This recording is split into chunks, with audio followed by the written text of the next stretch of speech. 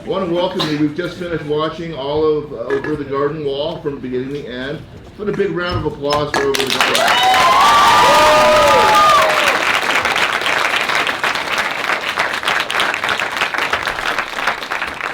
I'm going to record this and then... Recording in progress.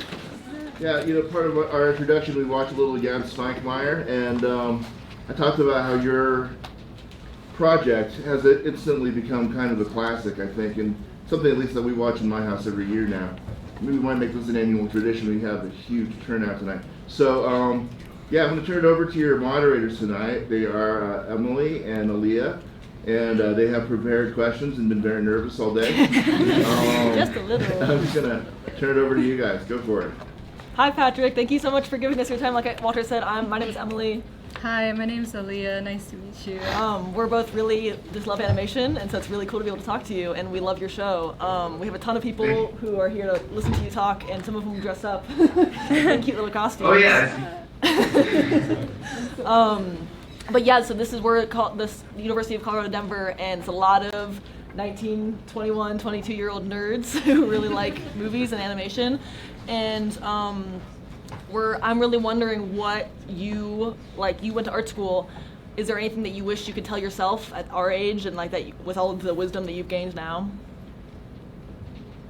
Okay, the first thing that comes to mind is a very silly sort of a thing. But one thing that a professor of mine told me, I had this character that was sort of like a lumpy stick figure, sort of a character, and like it had a little bit of a little flair to his hair area, but like it felt like I just wanted something that was simple to draw and design, and he said like, it looks good, but you might want to consider adding like a bow tie or something to like make him more identifiable. And then he immediately went beet red, and he was like, no, forget what I said. I sound old. Never mind, it's old style. But it stuck with me, and the way I kind of took it in terms of like a character design thing is like define something that is recognizable, that is memorable and specific. And so when sort of trying to design characters, come up with both their colors and their shapes, that's something that can be broken down into its simplest elements and still be sort of recognizable. So, for example, I see like that red cone hat in the audience back there, and it's like, and there's other things that have, there's like David the Gnome and things that already kind of use that, but then in combination of that specific set of shapes and whatnot, it becomes more recognizable. So that's one thing. That's a very small, specific piece of advice, though. Another thing is, I think, to make things and finish them, even if they're bad and even if they're very short term. So one thing that I got into the habit of, I'm very bad at wanting to share anything that I make. I'm not really happy with things that I make, and I don't really want to share it if I don't have to. The only reason I really share stuff is a lot of the time is because I feel pressure to, or because the studio funded it and they're going to share it. And so, but in terms of like getting through the process of beginning and finishing things, you can sort of break it up into little projects. I know I'm rambling, I'm trying to find my words here, but for example, if you just set 10 minutes to make a book, a children's book from beginning to end, and like write out each page and like, just do it, and you'll find the ending by the time you're on minute 9, and if you don't, you lost 10 minutes of your life. Big deal.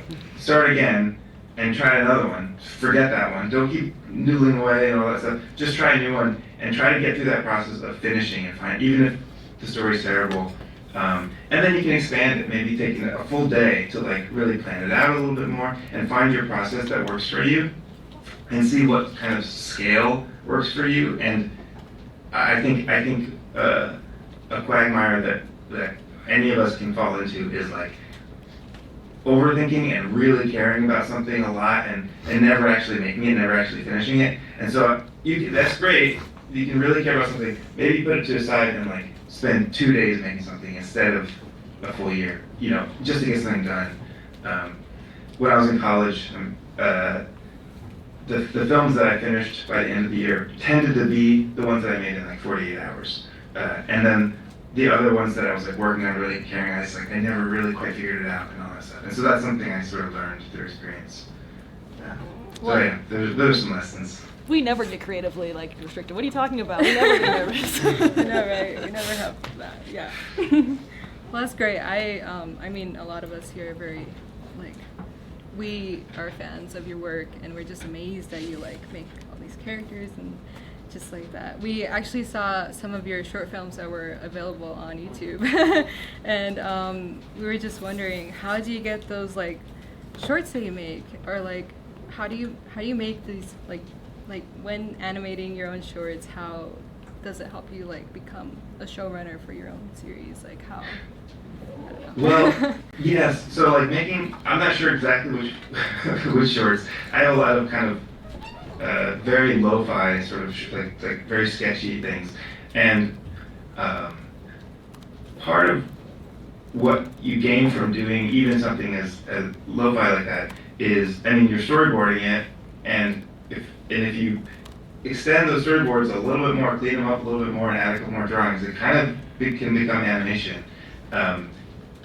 Maybe it's not perfect, but it tells the story. And then doing voice acting, maybe get some friends, and now you're directing voices, and then figuring out working with a composer or doing your own music or whatever, and slowly you build up all these tools for kind of being your own person and telling your own stories.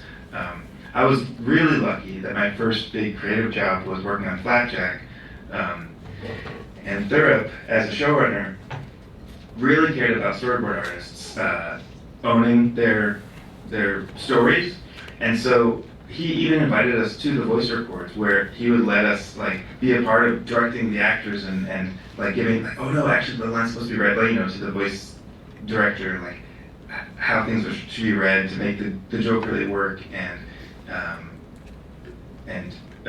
sitting in with the animatic editor and like making sure the timing was what we were imagining. And most people don't really get that chance, I think, in the industry. But it's things that he knew, because he went to school with me and some of the other board artists, he knew that we had certain sensibilities from the films that we made. And so I think making your own films, you build up all those tools, and then maybe people will fund bigger projects. Awesome. Yeah. We have an audience question from Parker. Parker? Hello, very nice to meet you. Hey, nice to meet you. Okay, what did I have here? Okay, so I'm a huge fan. Honored to talk to you. I wore it for Halloween a couple years ago, and I'm kind of mad I didn't wear it this time. I wanted to ask what your process for building the show's narrative was like. You know, starting from the original concept to getting it produced by Cartoon Network, and like how much did your original concept change along the way, and why did those changes happen? Yeah, I guess it felt like a long process. I think there was, if I step back,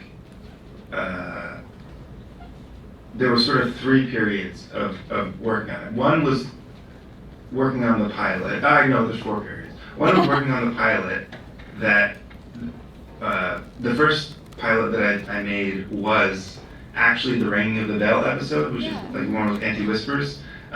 That was like the original storyboard that I did, and when I pitched that to the studio, it went over well, but they were like, "This is really dark and scary. Is a whole show like this?" And I was like, "No. I thought this is my one chance to make a thing, and I want it to be scary. But the show will have other sides, and I want you to show us the other sides." And so that's when I did the Harvest Melody, Tone of the Unknown short. And that was to show the other side. Like, so I still was I thought this might be my last professional animation that I ever do, because I had moved away from LA. So I wanted to make sure there was like a little bit of scariness with the animals and stuff coming in, but like that was sort of, you know, my one chance at like developing the look of it and developing the colors and all that stuff. And when you're doing a pilot, I feel like, well, at least in my experience, there was less oversight than making a show.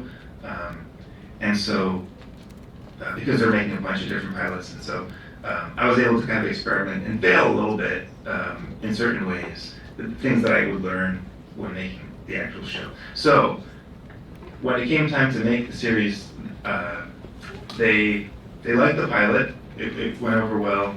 They wanted to make it into a show, but they knew that I didn't want to move permanently back to LA. And so we kind of joked about doing a miniseries, and then they brought it up in earnest at some point.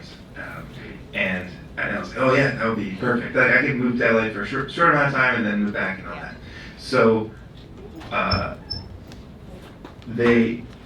I asked them how long it should be, and they said, whatever you think is best for the series.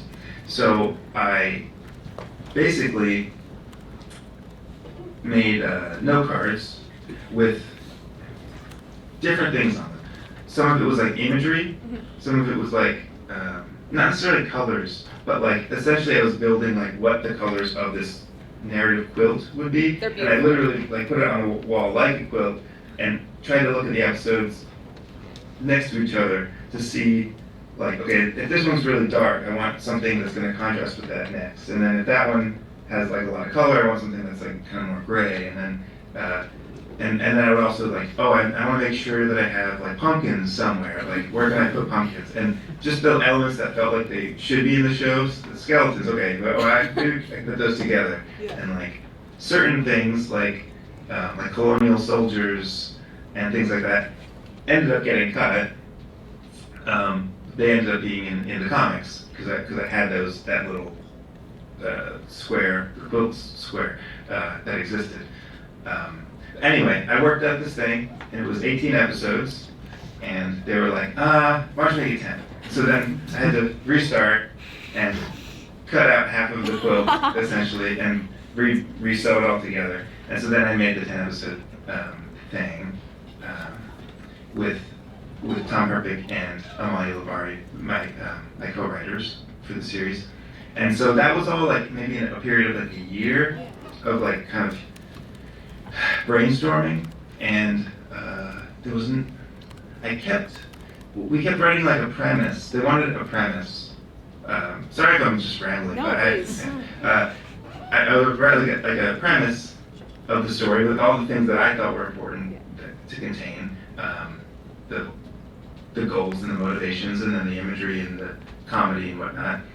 And they would always want like a little bit more, the network. And so I would like expand it, selling more, and they were like, oh, but then what happens? You know, it's like, well, okay, but well, do you want it to go to outline yet? You know, like this is just the premise, just the concept of the episode. Like, no, we don't get an outline yet. And so basically I made like premises that were like 2 pages or so. That I started labeling as super premises when I sent them. Maybe a little passive aggressive. And at a certain point, we got to the point where they either had to make they had to either greenlight the show or not if we were going to make the air date for the Halloween that they wanted to make it for. And so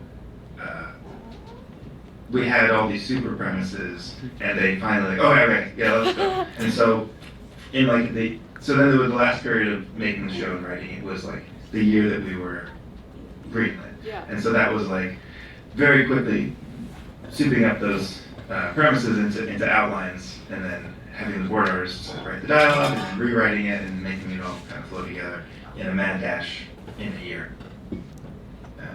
So those, that's sort of the 4 stages, I think. Could you tell us a little bit more about like what your not on such a large scale, because that was super helpful, but like on a day-to-day, like what does your day look like? Were you having meetings? Were you like meeting with storyboard artists and like voice actors? Like what was your day-to-day looking like in that year? So when structuring the show, it was mostly like sitting in my house and like looking for inspiration and like maybe sketching and maybe looking at old books and then like looking at note cards and stressing out and like writing things and rewriting things. And then I would call Amalia and she would like tell me like a million ways I could solve things and like a million new ideas. And like, oh. And then I would have too many ideas and I would like be overwhelmed and I would call Tom and he's like, all those ideas are like terrible that you can think of, like this, only this works. And I'm like, oh, okay. And so I had like this sort of angel devil on my shoulder, I felt like, where if I was only talking to Tom, I might start feeling like nothing was really working, and then I would be kind of like out of ideas or something, and then Molly would just like fill me up with new paths forward. That's a simplification. They both, they're both helpful in both ways, but that's sort of how it felt. So that was like the overall writing day to day. It was kind of just a lot of emailing, calling, and working slowly. In terms of the day to day on after it was greenlit, I mean, really, I just relied on my line producer and just did whatever she said all day. So if I had to be somewhere, I would just do whatever she said. And unfortunately, there was also a lot of working after hours and like sleeping under my desk and trying to, get things done as well as I could get them done. But when I wasn't on a production, I think that's where it can be really hard to organize your time and like figure out how to schedule, like, or how to find motivation during the day and all that. I can talk about that if you want. Yeah, like I know like you have so much going on and stuff. Like, how do you deal with that kind of burnout? What do you do to, get your mind? Yeah, so I felt like I got pretty burned out and lost over a certain number of years. And one of the things was I feel like I can only work on one thing at a time because I like, kind of devote everything to it, and I can't really feel comfortable like managing a bunch of projects. But when I worked with Guillermo del Toro on Pinocchio, he's like working on like 14 projects all the time, and so I don't remember if he gave me specific advice, but I started to just realize like, one thing he said is like, I just never get anything made. Nothing ever gets picked up, so I have to just try to make as many things as possible, and then like some of them actually get made. And I was like, I guess that's what I need to do, because I had like a pretty long drought of things not getting made. And so over the past number of years, I just started reaching out to things outside of animation industry, like video game stuff and toy stuff and comic stuff, and see like just overextending myself, which is not something I hadn't done before. And very quickly I realized like, I'm very overwhelmed and I can't handle my time, and I'm also not getting paid for any of these things that are just like, hopeful projects. And what I did is I made this book that I had printed for myself. That is this notebook that says and what I would do is every week, every week I had like is it flipped? Is it all Yeah, backwards? it's good. Anyway, like Monday, Tuesday, Wednesday, Thursday, and then my weekends. And that was for like just for an overview of my week. But then day to day, I'm trying to find ones that don't have stuff on it. I would do this, which is it says up here one task. So I basically give myself, there's one thing I need to finish today. Like, what can I actually do and feel good about actually finishing? Like not some, like, I'm gonna solve my story problem that I've been trying to solve for like months. Today's the day I'm gonna solve it. No, like, but I can sit for 3 hours, or maybe 1 hour, and like think about it. That's my one task. But but like, if I don't write that down and actually do that, I'll probably just be like annoyed about having to do it and then like watch YouTube or play video games, you know? And so, and then these other ones have like little stars, and those are other tests that I get extra credit for if I complete those. And there's a little bubble that I can, bubble that I can fill in each time I finish one of those. And if I do all of them, that's excellent. And then down here, I would write all the chores and things that aren't really part of my creative life. So I did this ridiculous thing, and I don't give it up anymore. But it was sort of like a way of finding a process for myself. And now I have a different process and all that stuff. But I think just being active and keeping yourself like kind of accountable for realistic amounts of work that you can do each day,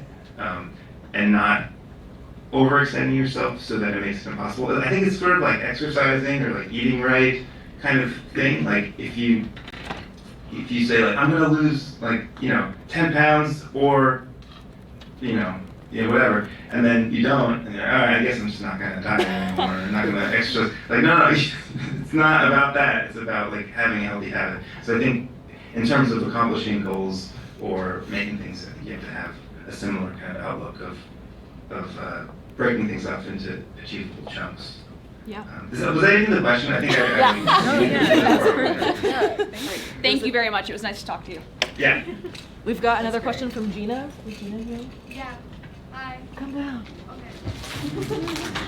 So I far might away. do that little bit. I love that. I have to do that. I have to have a little planner. Because the rest of us won't do anything. I'll just. That's true. Yeah, me neither. Hi.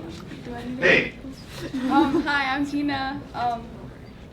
I really love Cartoon Network things, and your show is really cool. But I have a few questions Sure. for you. Sorry. We get nervous up here. You're so big. Sorry. How did you get in touch with Cartoon Network / Adult Swim Studios to create Over the Garden Wall? So I went to Cal Arts, and so did my wife, who was not my wife then, and she had a film that was in the producer's show, which was like a show, an end of the year show where like all the best films are in that, and sometimes studios would go to that show, and so or representatives of the studios, and after the show, they started talking to her because her film was great, about like, oh, would you be interested in pitching anything? We're doing this shorts program, and she was like, oh, sure. And like I happened to be there, and I was just like, hey, I want to pitch stuff too. And I go, yeah.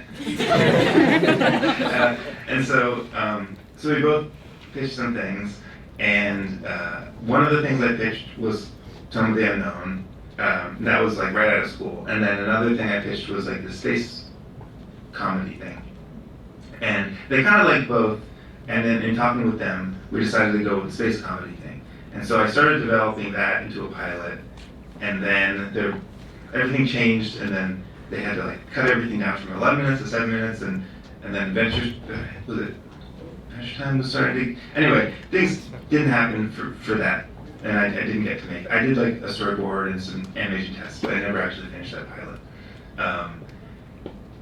So that was sort of the first thing, but it was like a very slow moving thing. And then the other way I got involved in Cartoon Network was while I was in the process of pitching that and trying to make that, a colleague or a fellow student of mine, Thurab, got Flapjack picked up, and my friend JG was working. JG Quintel. You're friends with JG Quintel? Sure, sorry yeah. to interrupt you. Sorry, I admire him so much, like his work. But I'm sorry for interrupting. Go ahead. No, yeah, he's amazing. And so he was like second in command on Flapjack, and he was like, oh, we should get Pat. Like he would be good on the show. And Thurb was like, oh, like okay, well let's see. I didn't know Thurb that well. he's like, well, let's see some of his storyboards and stuff. And I was like, oh, I don't really, like, I haven't done much professionally yet. Like, I don't have any boards. I have, like, my student films, but, like, they were pretty much, like, music videos. Like, they didn't really, and I sent some, like, script that I'd written. I think, oh, I messed up the story here. I skipped over the funny part, which was, like, JG, okay, forget everything I said. It's gone. JG called me and said, hey, like, we're looking to staff up on, for storyboard artists. It's me and Thurp here. Do you have, like, a website where you have, like, your storyboards and stuff? It's like, oh, I don't really have that. I do have a website, and I told them my website, and they went, and I said, it's just, like, cats, like, drawings of cats with, like, MIDI songs behind it. And so they went to my website, and it was just, like, you know, pencil drawing of a cat with, like, a pink wallpaper behind it, and, like, I feel the earth moving under my feet, like, as MIDI. And I just heard, like cracking up, like, from the phone, and they're like, you have, and it's just one picture of the cat, and like, do you have, like, anything else, like, on your website? So, well, if you change the date in the URL, it'll go to, like, another page, and so they change the date to the day before, and it's just another cat. I had done it for, like, a couple days. So anyway, I think that actually got me the job, you know, in a strange way. So we should do that. Because it was, like, just something that made Thurp laugh, and that was really the goal of all of us who were working on it. But then, yeah, I like, made a script and sent that in, and I sent my student films in and stuff afterwards. And he's like, okay, we'll give this guy a shot. But yeah, it was really, like, funny cat drawings with maybe they got me that first job. But mostly it was, like, being friends with JG.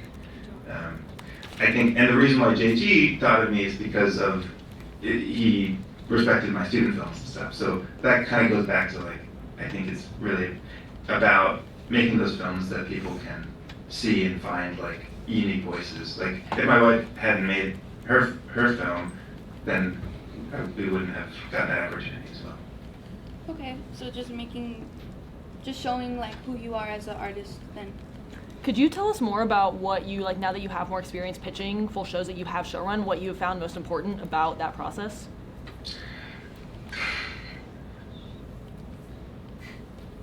I sort of feel like I've never successfully pitched a show and kind of made. I think with, especially now when they really don't make pilots anymore, I'm not particularly good at pitching. I think I'm pretty good at directing and making something, but in terms of, like, getting people all hyped up and being a salesman, it's not a strong suit of mine, and so that's part of the reason why I've had, like, 10 years of not making anything after Over the Garden Wall, is because I think, well, I mean, I immediately started making something at Carisch Network after Over the Garden Wall. But then they said the industry changed and they couldn't make even Over the Garden Wall kind of thing anymore. And then it kept being that way in different ways. So I think, long story short, maybe a lot of it is about, like, timing and, like, getting in with the right thing at the right moment. Because a couple years earlier, Carisch Network certainly wouldn't have made Over the Garden Wall in that way, because they were kind of high on the success of Adventure Time and Regular Show and whatnot. And they, and a couple years later, they were sort of like, oh, well, we don't know what we're doing anymore. And so, okay, let me go back to your question. In terms of actually pitching, I think, to give you actual solid advice, you want to be clear about. There's too many things to talk about. It would be like a whole lecture. You want to be clear about what your show is or what your project is. And in terms of TV, I think it's really about character dynamics. I sort of think of it, and maybe there's other ways to think about it. I sort of think of TV as sort of you have a world, and then you have characters in that world, and the show is really the characters interacting with each other generally. And then with a feature film, characters and those character interactions generate stories, right? And then in a feature film, characters and story are actually the same thing. It's not like characters in a world interacting to generate a story. It's story, character are aligned, and everything is kind of working together. That the story is showcasing a character, and the character is revealing the story. And so, yeah. Yeah. There's some thoughts. Oh yeah, those are good thoughts. But yeah, thank you. Well, thank you, Gina. Thank you. We're gonna pull Thank you. another audience question. If we could have Sophie come up. Come forth. Come forth. Out of the darkness. Hi, Pat. Hey. I'm Sophie. Actually, I woke Yeah, up you like were. this. So I was going to ask a question about pacing, but you kind of already answered that because the pacing of the show is so tight. I want to know about how you started like coming up with the music. Like, it's so intertwined with the show, and it's so like not only incredible but like integral to the narrative. And I was wondering how you went about developing the story with the music and the music with the story. Okay, I'm gonna try to answer both of those questions. So one thing is with music, I have trouble writing if I don't know what the music is going to sound like. So even if I'm like writing a script or storyboarding, it's not that I necessarily need to listen to music while I'm working, and I definitely can't listen to like music with lyrics while I'm trying to write.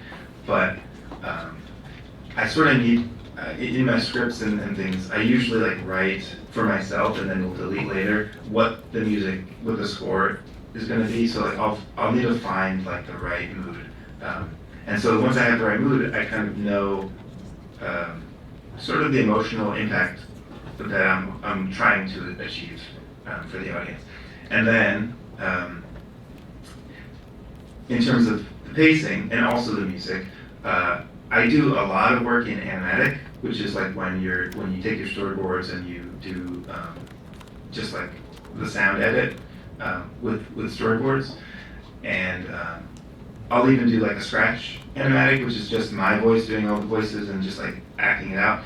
And at this point, I almost skip over storyboards and do like a radio play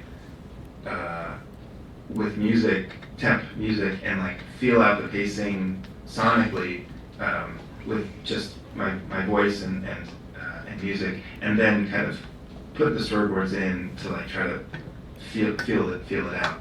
And so that's sort of how I figure out the pacing, in both in terms of like comedic pacing of like people cutting each other off and whatnot, and also making sure there's enough space that feels like it's not crazy fast. Like even if we're trying to shove a lot of story into 11 minutes or into 7 minutes or whatever, if you make room for a couple 2-second shots of nothing, of some flowers or something, it can sort of feel like you're watching something a lot longer or a lot slower, even if it's pretty fast paced.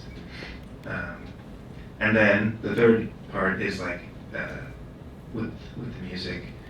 I stumbled into working with a blasting company who are like the best people and really good friends now, and it's just so lovely to work with them and share music ideas and like send them reference stuff that like they don't know, and then they send me stuff back that I don't know, and that's one of the most fun parts of the process too.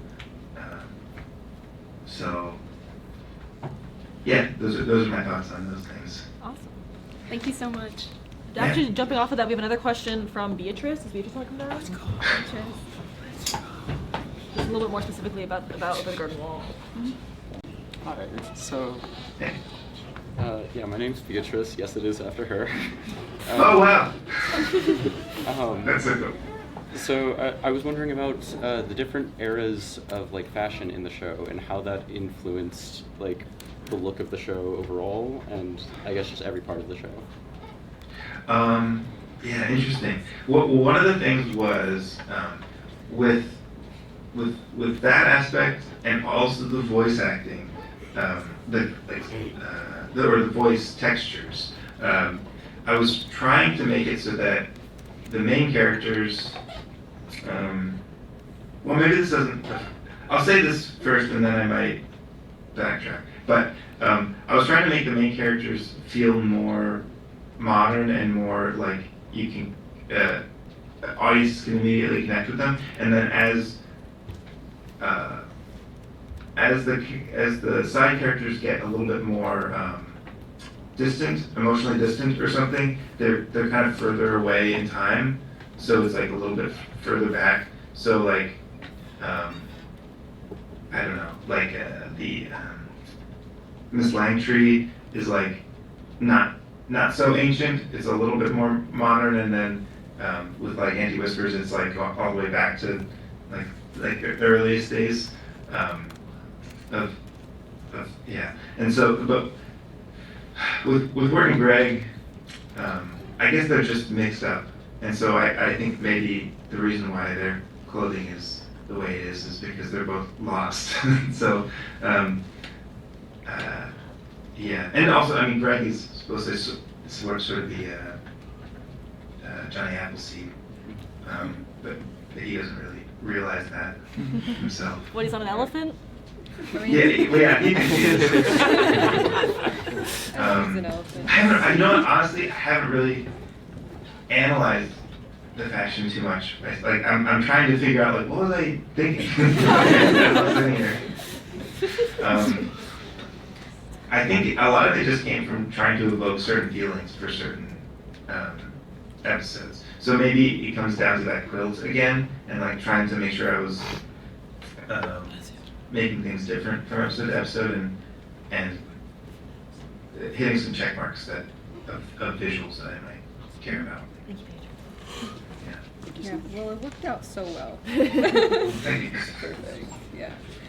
So building off on what you said earlier, like, what if you were able to build your team? What traits, habits, skills do you have, or do you want to look for like creative partners, to work with?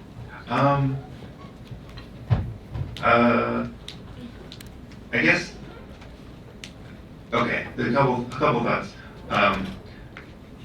Just people who are nice. Yeah. is number one. But the thing is, like, it's really sad when people are nice and you have a great personal relationship and their work is not well suited for that specific project. It's so heartbreaking because someone's trying, because I've been kind of on that, like, asked to do things that aren't really in my wheelhouse too, and it's like it feels so bad. So I think just finding people who naturally their voice not necessarily like matches exactly what you would do, but like is cohesive with it, and adds to it in some way. So like Nick Cross, the art director, we have a lot of similarities, and we got really excited about silent films. We got really excited about old painters and stuff like that. But we do have some differences, and I think they blended well together. And then with certain storyboard artists I brought on, it was sort of like, oh, that's going to add a new and really nice element to the show. And then some people are just really able to do anything. So Chris Ariotis, who did a lot of the background layouts in the show, he can like draw any style, and it's really weird. And so like I remember when I was doing the pilot, he did the backgrounds, and I drew like some of my kind of sketchy pencil drawings like for the pitch deck.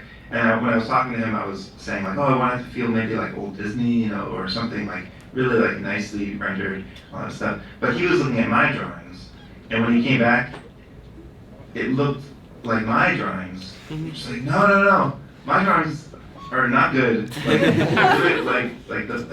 you want it to be like, oh, really good. Like, oh, okay. And he did it, and it's like, oh yeah, that's gorgeous. Okay.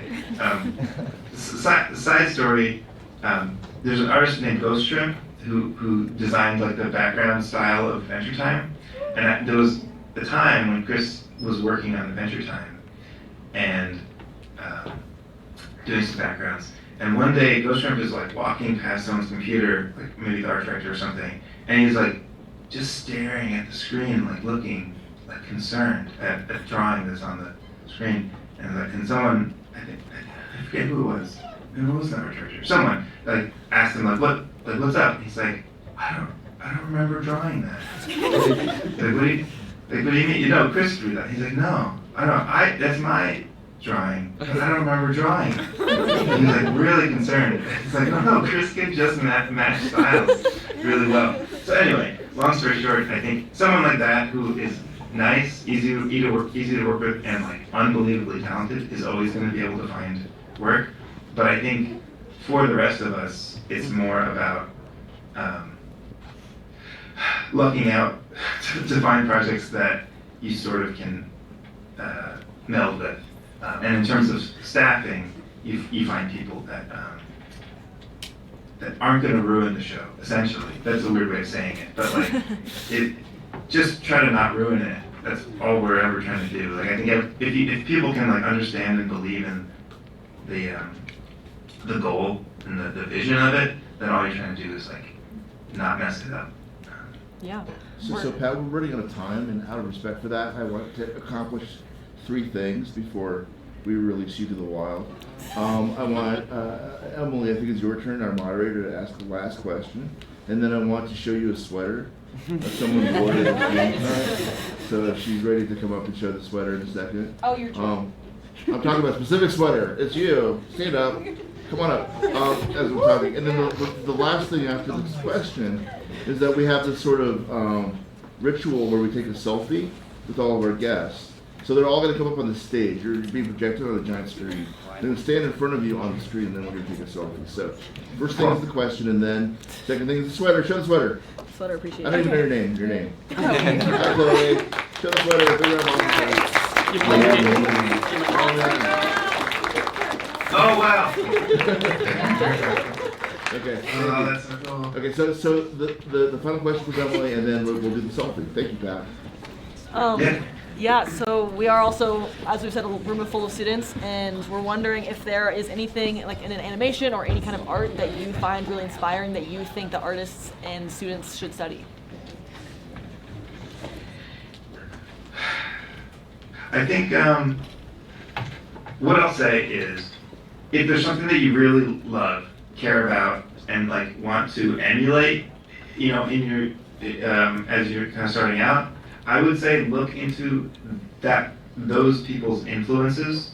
Like go like one step further back from them. Like weird example, but like if you're trying to sound like Bob Dylan and you just listen to Bob Dylan, you're not gonna do it. But if you go back and you're listening to Woody Guthrie and you're listening to like the vast assortment of things that he listened to, and then maybe even extend outwards and discover new things for yourself and whatnot, then you can start kind of finding a voice that maybe has the resonance of Bob Dylan, but you're not going to get it from just looking at that thing that you like. And so, yeah, I would say like try to go like one step back to influences of whatever your interests are, whatever those are. But I don't think you need to look at specific things. I think like, I don't know, I would say like for me, it's like go to antique stores or like used bookstores and find stuff that no one wants, and then find inspiration there. But there's plenty of inspiration everywhere. Big round of applause for Pat.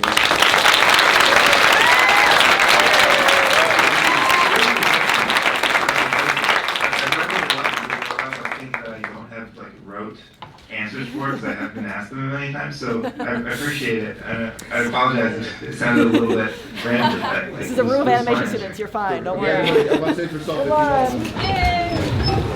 Hold it here.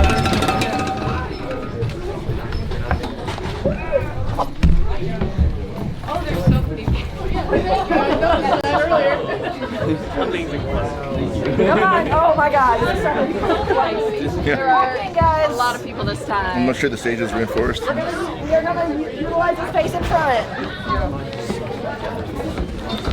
I always do my God. All right, here, fill this row out. Here, fill this out. Right here. Come over here. If you're like 7 feet tall, stand on the ramp back here. Back there. You know where you belong. You guys didn't even see them.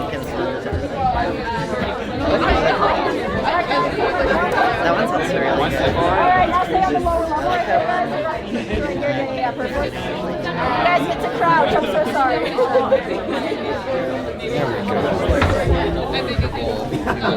There's someone over here, guys. Go on over here. Okay, guys, the front row. We're gonna crouch, okay? Not yet. First 2 rows, we're gonna crouch a little bit. Okay, ready? Let's go down. All right. Okay. Ani whispers. Count to 3. Ready? 1, 2, 3. Ani whispers.